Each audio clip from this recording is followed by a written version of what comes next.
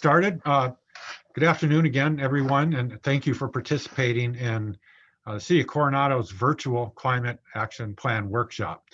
My name is Rich Gruno, and I'm the city's Community Development Director. Tonight's event will be our second workshop for the Climate Action Plan, following the kickoff meeting we held in late 2019, when in-person meetings were still the norm. So tonight is also the second time that we have held a virtual workshop. So I've had a chance to work out some of the bugs. Please bear with us if we encounter any technical difficulties during today's session. The city initiated its climate action planning process late last year, and the purpose of the city's climate action plan is to assess the city's current and projected future greenhouse gas emissions and to identify ways that the city may further reduce our GHG emissions in the future. Unlike many California cities who adopt climate action plans to streamline the permitting process for large new development, or some of which were ordered to complete a CAP by a court order, Coronado's climate action plan would be a voluntary and entirely aspirational document intended to provide a menu of GHG or greenhouse gas reduction measures the city may choose to implement in the future. As all of you know, Coronado is a special place, has a long history of embracing sustainability, which really effectively positions us to complete a highly successful climate action plan. One of the primary objectives we have with the climate action plan is to showcase the sustainability actions the city and its residents have practiced for years and even decades. Some of the primary examples is our compact development pattern, the walkability of our community, the availability of jobs and transportation options for our residents and workers, and our extensive active transportation network, including our Bayshore Bikeway, again, the very walkable community, the city's free summer shuttle, and our free commuter ferry service. And one of the things that I think is unique about Coronado relative to the region in general is how many people here drive electric cars, small golf carts, and bicycle around the island rather than getting in their car for short trips. So before I turn it over to my colleagues to introduce themselves, I want to again thank you for taking time away from your busy lives to participate in our workshop. And I would encourage you to remain engaged through the process. Your feedback and input is extremely valuable to this process being a success, and we want to welcome you to it. So with that, I'm going to turn it over to Howard Lee, who is our project manager, and let the rest of the team introduce themselves. Hello, I'm Howard, Associate Planner for City of Coronado, and been working on the Climate Action Plan, and just looking forward to working with y'all and developing the Climate Action Plan and getting your feedback. So just wanted to introduce myself as the project planner and also the consultant team, including Diane and Matthew McFalls. Hi, everyone. I'm Diane Leone with Project Design Consultants. We have been engaged by the city to conduct the public outreach for this project. Thanks, Diane. Matt McFalls with ICF. I'm kind of the project manager leading the climate action plan and inventorying, and also assisting Diane and others with outreach. All right. So we have a few housekeeping items before we move forward with the agenda. I wanted to let y'all know to be on the lookout for our live polling app called Menti, where we'll be asking a range of questions. And so you'll want to break out your smartphone or electronic device to sign on to our Menti live polling. We'll give you more instruction on that in a few minutes when we have live polling questions. And also I want to let you know that there's a question and answer box on the bottom banner, Q&A, so for question and answer. So if you have a question, you can put your questions into the question box, and then we'll allow for question and answer at the end of the workshop. And there's a like button next to each question. So if you want to upvote a certain question to see that it gets answered, you can click on the like button for the Q&A. And so we'd be happy to hear from your questions. So yeah, that's the Q&A button. And also, yeah, that's that. And I will go ahead and go into the meeting agenda. here.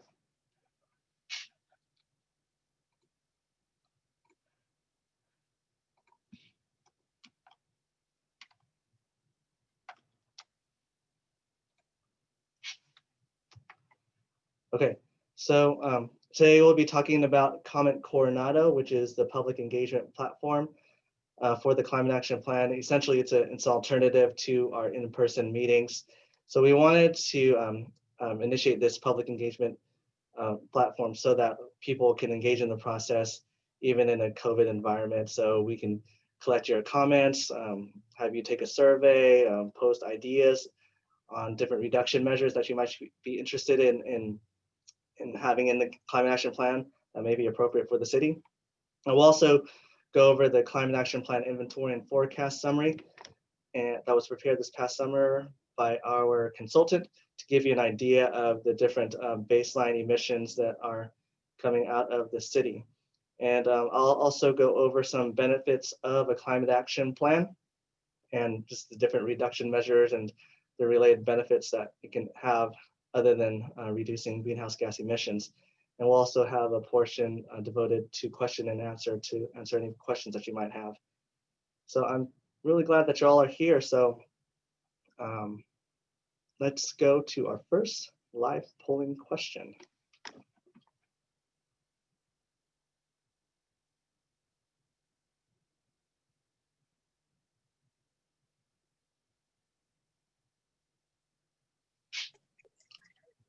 Hi, everyone. So as Howard mentioned, we'll be using Mentimeter, which is a live polling tool, as our polling breaks throughout the workshop. So in order to participate, you'll want to use your smartphone or electronic device and go to the website www.menti.com and enter the following code. And once that's entered, that will give you the opportunity to participate in the polling breaks throughout the workshop. Make sure to stay on this webpage throughout the workshop, as questions will rise up as we proceed, and the page will refresh automatically with the opportunity to provide input. Mentimeter will be active for 2 weeks starting from today's workshop, so feel free to send this link to any of your friends or family if they haven't participated already. And if you have any questions about how to use the polling tool, please direct all of your questions to the chat box at the bottom of the Zoom window, and we'll answer them accordingly. Okay, beginning with the first question. What is your connection to Coronado?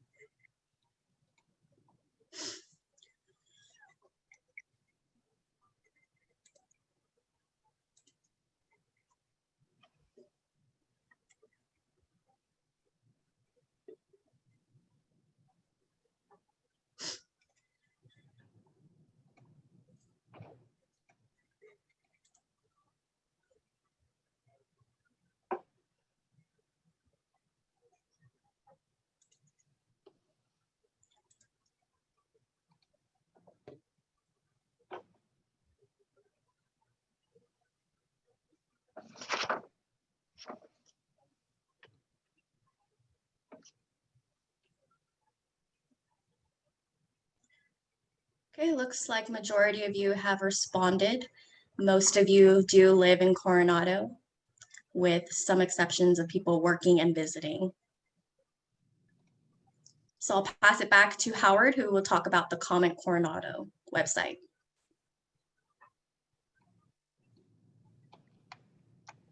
Hello, so yep, here's the Comment Coronado webpage. So you go to www.commentcoronado.org, and this is the welcome page. And when you scroll down,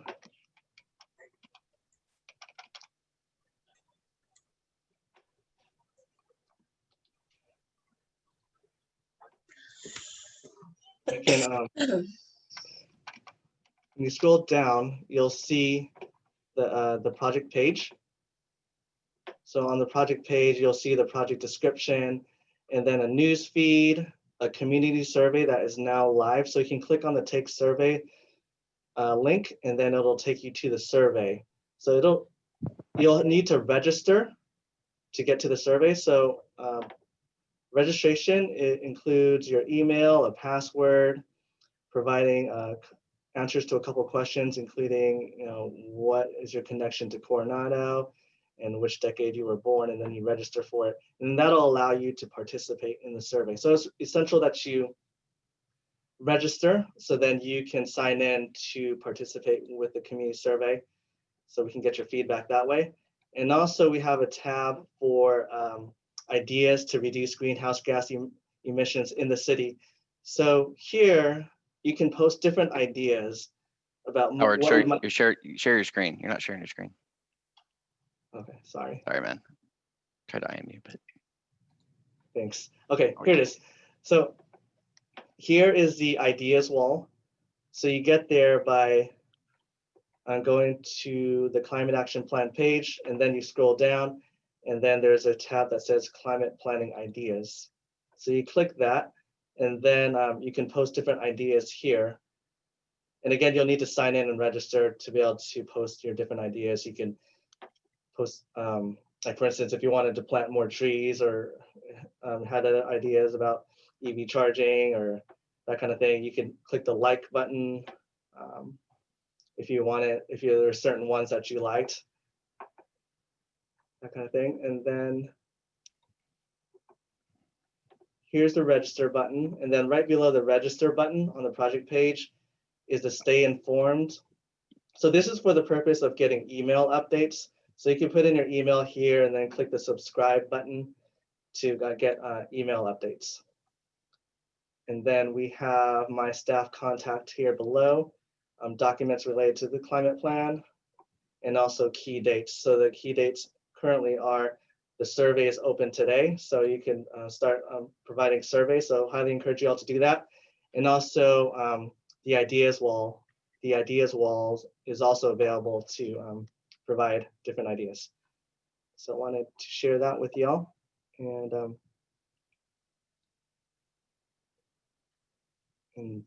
that's, yeah. So yeah, we'll be taking comments throughout the course of the process. So if you don't want to participate through the project page, you can also submit comments via email or in writing or give us a call, that kind of thing. Now we can have our next live polling question.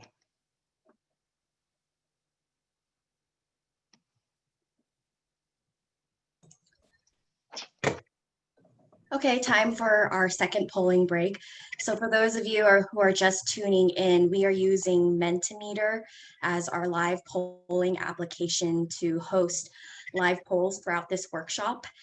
If you visit the website menti.com using your handheld device, computer or phone, and input the code 1696689, you'll be able to participate in the polling breaks.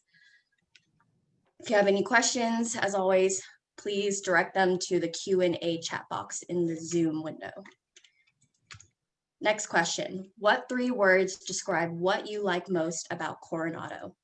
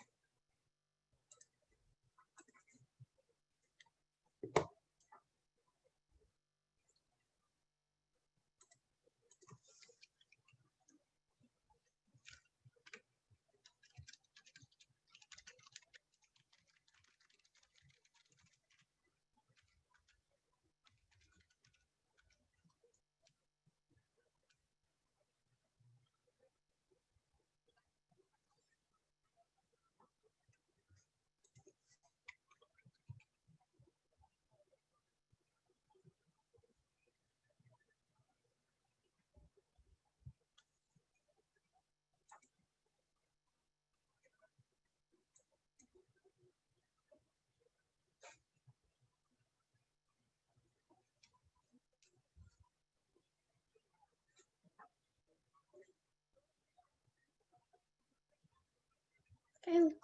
Looks like majority of you have responded. So our results are organized into a word cloud, and that is based off of your hierarchy of responses.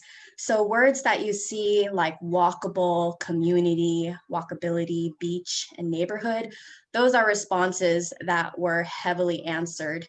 And the smaller words like people, biking, quiet were less responded.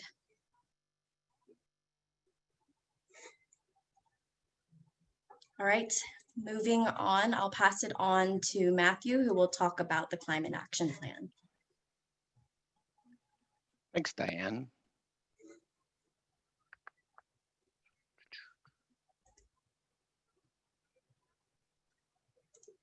Got it, Howard.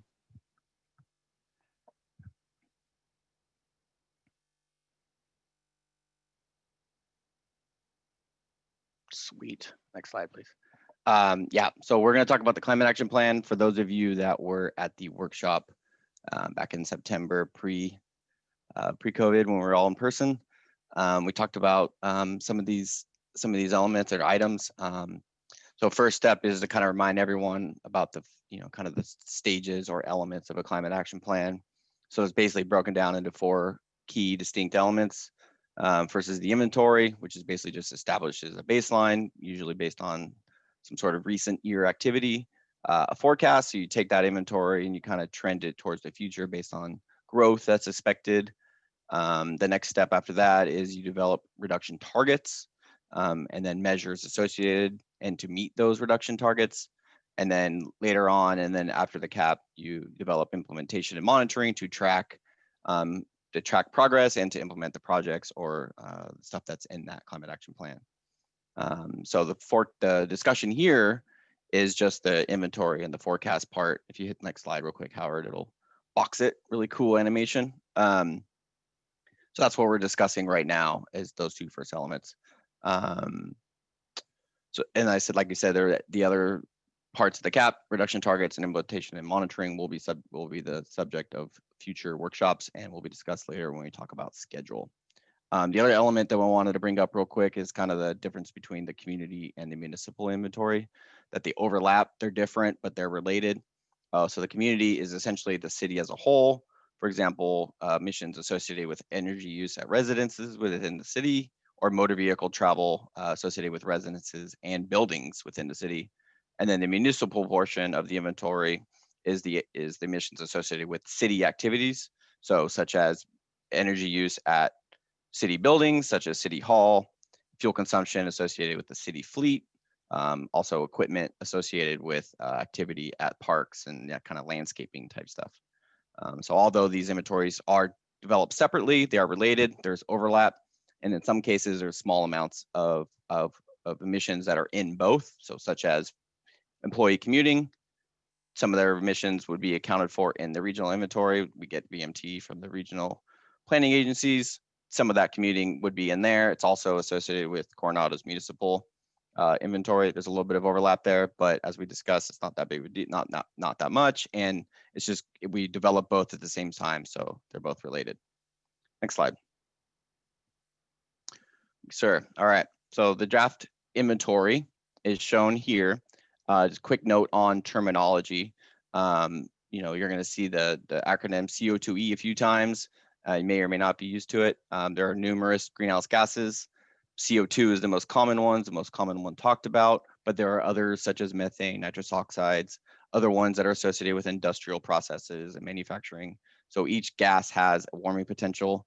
There's basically the literature basically tells us each gas has a warming potential, and we kind of express these together through based on what the international and federal agencies do, kind of represent these in terms of kind of a CO2 equivalent, so carbon dioxide equivalent. So you'll see that a few times. That includes, when you see CO2e, it includes kind of all the other gases as well, kind of lumped into a single number. It's just to kind of standardize it. And then also in terms of the tonnage, you'll see metric tons. That's just a common reporting tool. Metric tons is just barely bigger than a short ton, or some of us are used to that. So just for terminology's sake, just wanted to define that real quick. So in terms of the inventory, the baseline for the inventory and the cap is 2016. 2016 was chosen for basically two reasons. One is when we started this inventory process, that was the most recent year with good data. So the city still had all their records, could easily get electricity data and all the other stuff from utilities. And it's a good year for getting VMT data from Sandag because that year is generally modeled by them. So they're used to getting that. So it's something we can get pretty quickly. So this slide shows two things. Table on the left shows the inventory by source, and then the graphic on the right, the pie chart shows kind of the relative contribution of each source towards the sum. As shown on the left, biggest contributor is on-road transportation, so motor vehicles. The other two big ones are building energy and building natural gas, and then others such as equipment, wastewater kind of fall behind. And table on the graphic on the right kind of just visualizes that. This is similar to the state, so this is a good check. The portions are similar to what the state has as a whole in terms of transportation is the biggest, energy, natural gas generally fall second and third as well. Next slide. So the next step is the forecast. So basically, like I said, we start with an inventory and then you project to the future to kind of get your kind of future baseline, kind of figure out where you're going to go from there to get your reductions, et cetera. So same thing as the previous slide, there's the inventory, the forecast results are on the left and kind of a graphic kind of representing it visually is on the right. So for the forecast, there are two forecast scenarios. One's called a business as usual. One's called an adjusted business as usual. Business as usual, the first one is just forecast the growth forecast the emissions in the future based on growth only. Don't take into account additional regulations, fuel economy standards, renewable portfolio for electric, for a clean grid, all that stuff. Kind of just show the forecast for the future. And then from there, you take future reductions from fuel economy standards and all that and apply those. And that's called an adjusted business as usual. So the table on the left shows the adjusted business as usual for simplicity. So for future years going left to right, you can kind of see those sources, same sources as the previous slide, kind of the forecast adjusted emissions forecast for those in the years that we've chosen to analyze going out to 2035, 2045. And then the graphic on the right shows the stack columns are the business as usual. So just the emissions and then broken out by source, stacking up, business as usual. And then the black line with the markings is the adjusted to kind of show you the reductions you get from just statewide reduction measures such as fuel economy standards and all that. Next slide. Now, we talked about before that there's two inventories, one for a community, one for municipal. This is the municipal portion. So this is city operations, city building, city fleet, and all that. As you can see, same thing, left side, kind of a graphic or a table showing the emissions by source. And then the graphic on the right, pie chart, shows a relative contribution. On the left, you can kind of see that the buildings are building energy and so electricity and natural gas are the biggest contributors, followed by the vehicles, the city's fleet, and then the other sources kind of fall behind as well. A little different than the community inventory. That's common. It's generally, the city facilities attract people from all over, so their emissions tend to be higher than the fleet and other sources as well. GHG emissions from municipal operations tend to be a small share of the community, generally 1 to 5%. In this situation, the municipal operations account for about 3% of the community as a whole's emissions. So obviously it's a smaller portion, but still something to investigate. Next slide, please, sir. All right, and then here is the forecast as well. Same thing as the community. Table on the left shows the adjustments with state measures forecasting growth in municipal employment. So as you can see on the graphic on the right, the stack columns, there's not much change going from 2016 to 2045 without accounting for, so the stack columns basically just say here's the growth expected in terms of population or whatever city activities. So in this case, it was city employment. So there's not much change between now and 2045, which is reflective of the community as a whole. There's not a ton of growth expected. And then the green line with the markings, similarly as the other graphic, is showing just a contribution of with adjustments from state measures. So as you can see, that trends down quite significantly over time down to 2045.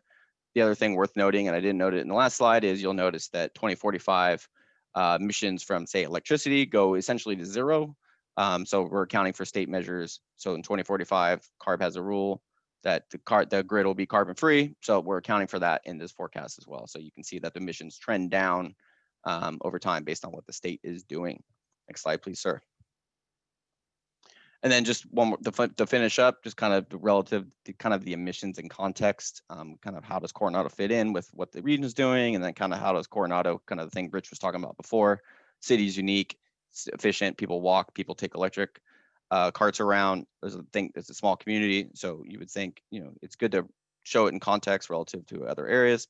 So the top table is just a comparison to Sandag's previous estimate from the previous regional plan, just kind of show how the emissions one stack compared to just as a whole, you know, 35 million versus 116,000, and then just the portion that is Coronado's of the region. Just helps contextualize it all. And then the next step, the next table below is just, if you look at emissions from on an efficiency side, so on an emissions per person, emissions per capita, you can kind of get another context. This really tells you the story that Rich was saying about how Coronado is kind of unique. It's small, it's walkable. So you can see the top line of that bottom table. You can kind of see the emissions on a per capita basis, where it stands relative to nearby cities. So San Diego and Del Mar, which we kind of assign as a similar coastal city. You know, Coronado is very efficient. And if you look at the state as a whole, kind of all sources from CARB, that number, and then if you take out kind of industrial uses, where it stands. So as you can see, that 7.4 number compared to Coronado 6.3, you can see that Coronado is pretty efficient. Now, of course, these are got to be a little careful with these comparisons because all inventories are a little different. CARB analyzes things a little differently than, say, we do in Coronado, say the city of San Diego did, but it helps contextualize and kind of put into perspective the emissions that are that Coronado emits. All right, sir, back to you. Actually, back to Diane, all right? Now for our next live polling question. And just as a reminder, there's a Q&A option. So if you have any questions about what you're hearing, or if you have any other questions about the climate plan, please put them into the Q&A and we'll answer them at the latter end of the workshop. Thank you. All right, time for our next polling question.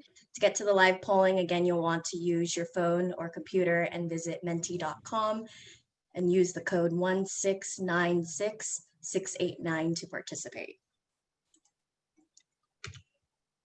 What are 3 ways you have traveled around town other than driving your personal vehicle?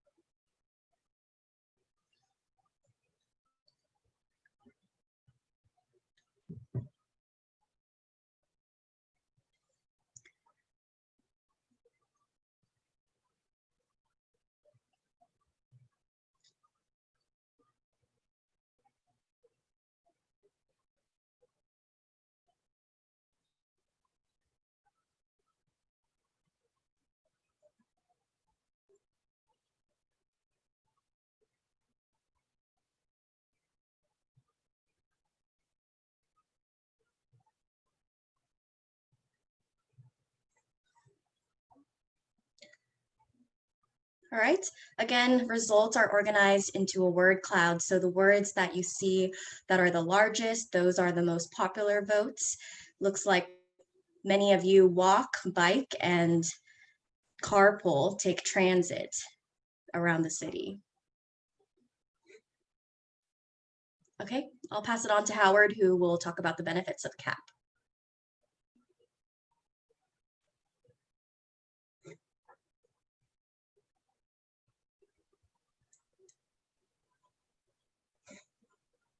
Howard, you muted.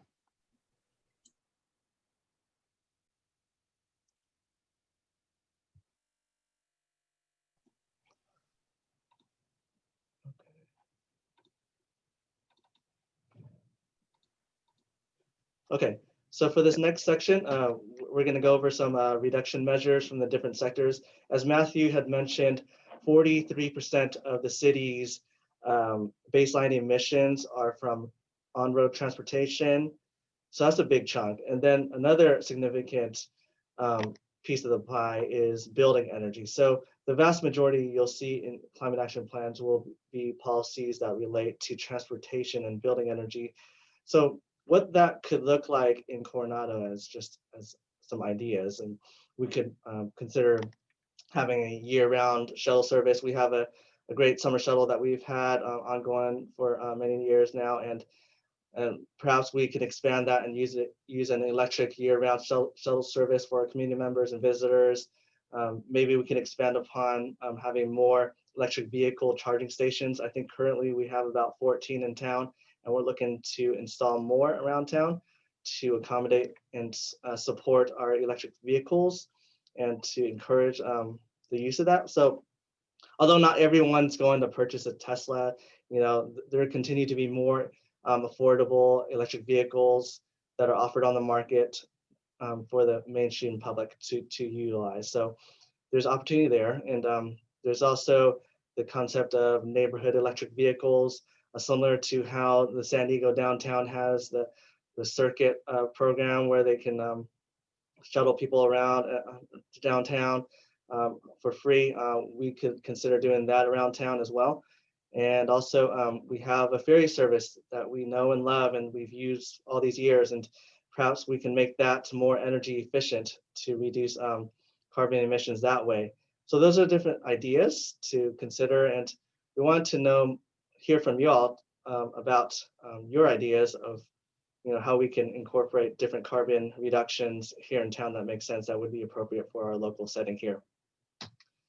And also in the building energy sector, another significant piece of the pie is by increasing energy efficiency. So the state has what's called Cal Green Code, Title 24, which is basically the code requirements for energy efficiency for our building construction. So every year, those code requirements continue to ramp up and require more and more efficiency. And I believe that residential new construction requires now net zero energy efficiency, and then commercial buildings eventually will also go to net zero as well, and by 2030, I believe. And then there's also cost savings involved by making buildings more efficient, and by incorporating more of a whole systems approach in the way you design building spaces and the way you site them.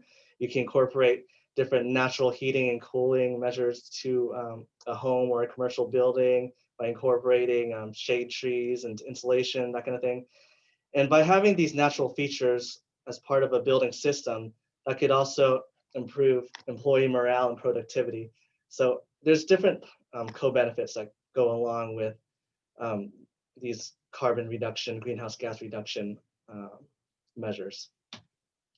And also there's also the concept of green infrastructure. It's something that's much more tangible. You can see street trees in town and just landscaping and stormwater measures, and that help to not only visually green the city, but also, for instance, to reduce heat island effects. So instead of having an island of asphalt and concrete, we can use landscape features to break up the asphalt, so then it could help to cool the immediate area around, for instance, parking lots, right? And also expanding and building upon our existing urban forests. We've been a tree city for many years, and so by expanding our urban forests, it's another way to sequester or to capture and store carbon. We can also consider incorporating living walls into our building construction, or green roofs, to also help to store and capture carbon, but it also acts as improves the overall visual aesthetic of our community. So that's just another thing to look at, and there's just a lot of different creative applications you can incorporate that into architecture and site planning and that kind of thing. And there's also the concept of complete streets and traffic calming. By tying all these different green infrastructure measures together, you can imagine having a 4-lane road just with concrete and no street trees and no landscaping. And by incorporating these different measures, different median islands, landscaped features, that can really improve the overall look and feel and comfort level for people around town, whether you're biking around town or walking, that kind of thing. And also there's the idea of resource management and how we manage our resources when it comes to building construction and transportation and that kind of thing. And there's the co-benefit of, conserving water, saving water, and reducing the need to deliver water from far off places when we could reduce or reuse water that's already here in town and capture it and clean it and reuse it. And also there's the idea of air quality. If there's more people using electric vehicles or people biking or walking around town, that should improve air quality as well. And there's also the concept of indoor air quality in within buildings by incorporating green measures within buildings and having natural heating and air systems. And then there's waste diversion. The state has a goal of diverting waste by 75%. And as we continue to implement that here in town by diverting construction and demolition debris away from the landfill, that'll reduce the carbon emissions from landfills. And also there's the idea of stormwater capture within your landscaping and site planning systems, and to capture water and to reuse it. And it serves as a natural filtration system. So there's just a lot of creative ways to incorporate carbon reduction policies, and there's a lot of co-benefits that go along with it. So those are the different things to think about when considering the different policies that we want to incorporate into our plan. And then there's the overall idea of technology and innovation and being more forward thinking in incorporating different alternative energy. There's been a lot of innovation, for instance, in the renewable energy front, and also with hydrogen fuel cells and incorporating building storage to support and supplement your renewables, like your solar and your wind power. And also considering microgrid technology. There's been a lot of innovation in the microgrid space. For instance, you have your central grid, which essentially would be SDG&E, and then the microgrid technology would be there as a local grid that supports the local community or a facility, during a time of like a rolling blackout or during peak loads during the day to supplement the current central grid. So you can incorporate that and tie it all together as a whole system. And there's different ways, you can partner within the region. Perhaps we partner with the port, or we partner with the school district or the Navy to look at different options we can do to utilize these different technologies and innovations that are out there. So we can incorporate policies to support that, to position the city for future funding, that may come down from the state or that would be able to support these different ideas.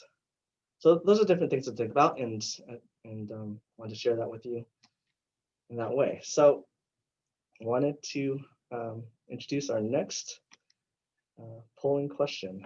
Thank you.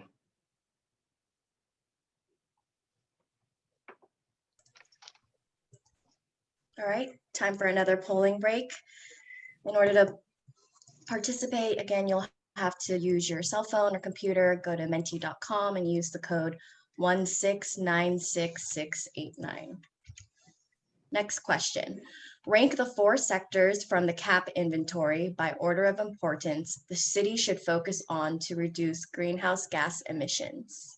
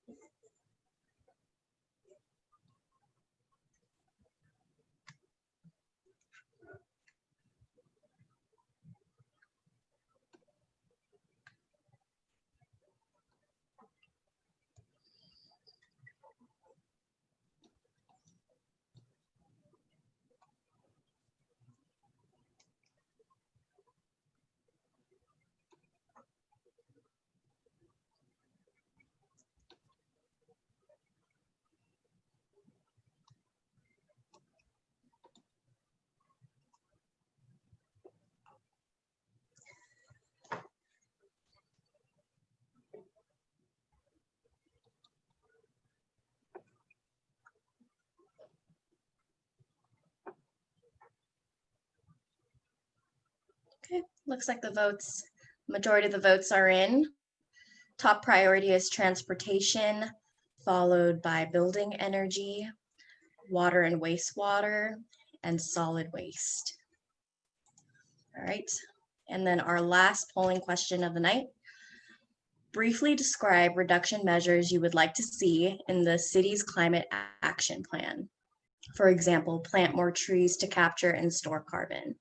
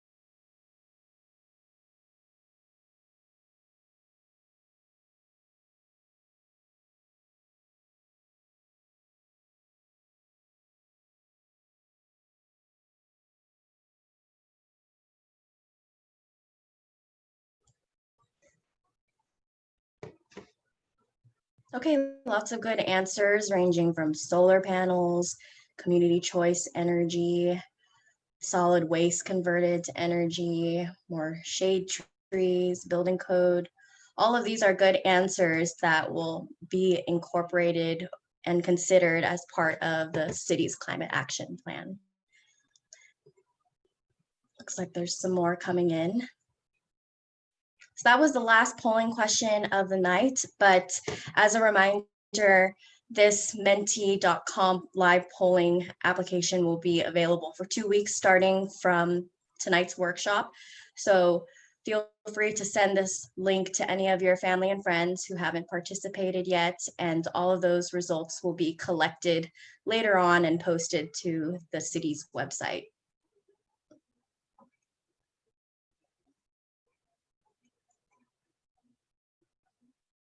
All right, with that, our workshop will now transition to the Q&A portion of the night.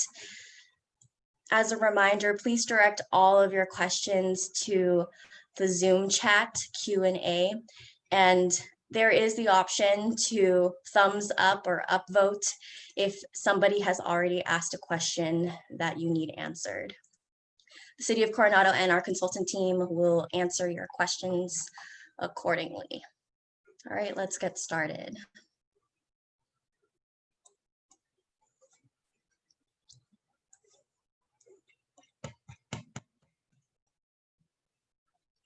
Okay, Angelica asked, are protected bike lanes being considered as part of the transportation element?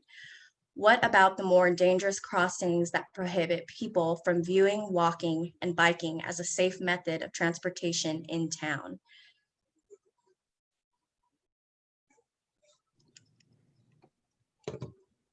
I can take this one. So certainly as part of our climate action plan, we will be looking at improving, enhancing, expanding our bike lanes, our sidewalks to try to encourage more active transportation throughout the community. The safety part of it's something that, you know, is an ongoing process that we do as a city through our Mobility Commission, Traffic Operations Commission. So those are things we're always trying to make improvements on. But the safety aspect of it wouldn't necessarily be part of the climate action plan.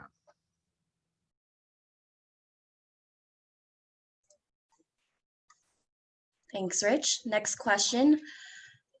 Where are our community charging stations? Want to take that one, Howard? Sure.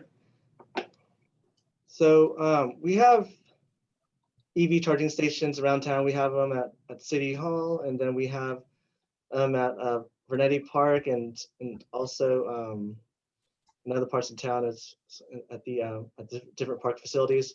We're also looking at adding charging stations, possibly at Case Park and also at the community center as well. So they're kind of scattered around town, and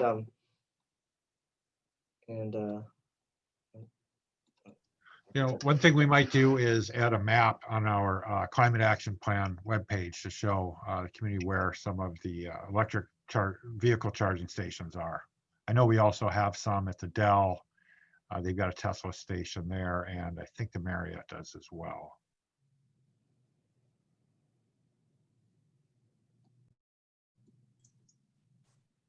Thanks, Rich and Howard.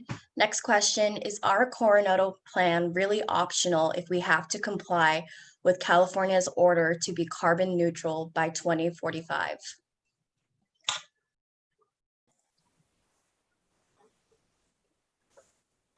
Howard, I could probably weigh in here. Go ahead, Okay. Rich. Okay, or Rich, yeah, thanks. Rich Walter, I work with Matt McFalls at ICF. So the reference to the California's order to be carbon neutral by 2045 is to an executive order from former Governor Jerry Brown. It's for the nerds in the crowd, it's order B5518, I believe. Hopefully I got that right. That's an executive order, so it is applicable to the state government, but it is not law. So it's not binding on local government or private or the private sector. So it's not legally binding. When the state legislature passes laws, it can pass laws that are there. At present, the state law is going out to 2030 through Senate Bill 32. But even that does not mandate the preparation of a climate action plan by local jurisdictions. So the answer is that's not binding on the city of Coronado.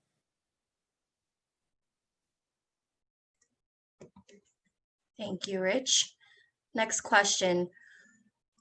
We could use a more recent year versus 2016 for a greenhouse gas baseline. With SDG&E's improvement in renewables, Coronado would have improvement from 2016 without doing anything. You want to take that one, Matt?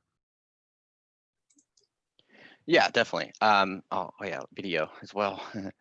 Yeah, so when we started the CAP process, and Rich, and you'd have to remind me exactly when that started. It's all blur at this point. But that was the most recent year that we had data for, and probably still might be. Plus, in general, the SDG&E's kind of future reductions, we are going to account for those. We account for those already in the adjusted BAU. The baseline really is set to just set the, we set the baseline, you adjust reduction targets for the future. It's all kind of, in the scheme of it all, it wouldn't make that much of a difference if it's 2016 versus 2019 versus 2018. You kind of just have to go with it, set it and go with it. And then the future forecasts, they do account for what SDG is doing. So for 2020, we are adjusting for either where we thought. So SDG&E's most recent reporting year is 2018, probably 2019 as of the last couple of weeks. So we would account for where they're at along that line, going out towards where the state says they have to be by 2030, and then 2045, which is 60% renewable and then 100% carbon free. So we're accounting for that in our forecast already. And so at this point, yeah, 2016 was the best data we had when we started. So I don't know if you want to follow up, Rich, or not, but. No, that's perfect. I think the main thing is in the plan going forward, we are accounting for the expected improvements in SDG&E in lowering their carbon intensity. So it will be accounted. And actually the prior year will account even more. If there's more change from 2016 to 2020 to 2030, it'll actually account for more of that. So it is covered. It's a good question. It is.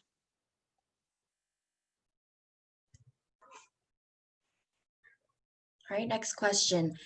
Have we considered the impact of building materials like production of concrete is carbon intensive? So I can take a stab at this one. So the climate action plan won't look at the energy used to make external products necessarily, but I think one way that we could address this would be to, promote building materials that take less energy, that are recyclable, renewable, things of that nature.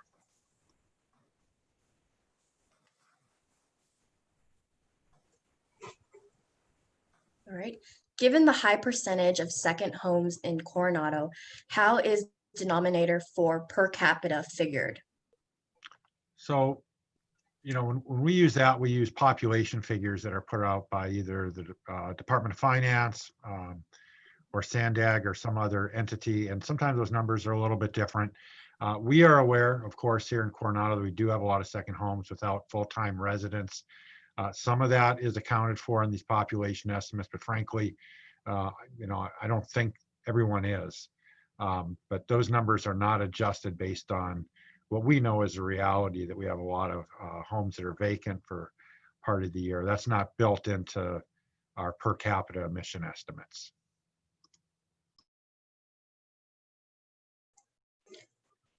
Next question, couldn't the vehicle GHG emissions be reduced to zero by transitioning to an all-electric vehicle fleet? It certainly could. The city does have some electrical vehicles now. We have electric vehicle charging stations here on site at City Hall. That's something that over time we could potentially expand should the city council choose to. And I do expect that that will be a GHG reduction measure that's, in our menu of potential reduction measures in the climate action plan, so that we will quantify, the anticipated reduction in emissions that would be achieved. The council will have that information, and in future years, they can choose to try to further reduce our emissions through purchasing electric low emission vehicles.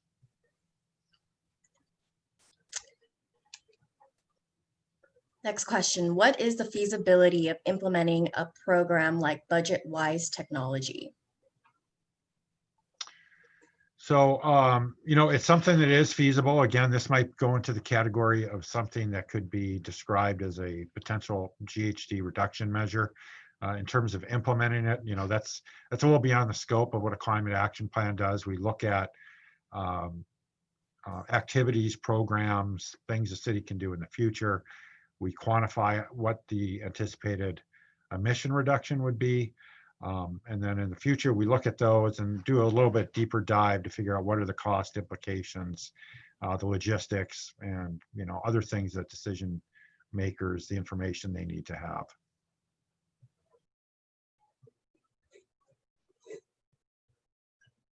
Okay, next question. Does AstroTurf help or hinder emissions? Wouldn't soil be a better carbon dioxide sink? I think I might turn to Matt or Rich if you know. I'm not sure the answer to this one. Yeah, I mean, on the just superficially, pun intended, the AstroTurf does reduce water consumption, right? So you see a lot of parks going towards AstroTurf. I mean, we work a lot of parks for the city of San Diego that do that. There's been a paradigm shift in that, though, going away from turf and going back to natural turf, or going from AstroTurf back to natural turf for various reasons. And I think that in general, that's a way to save water.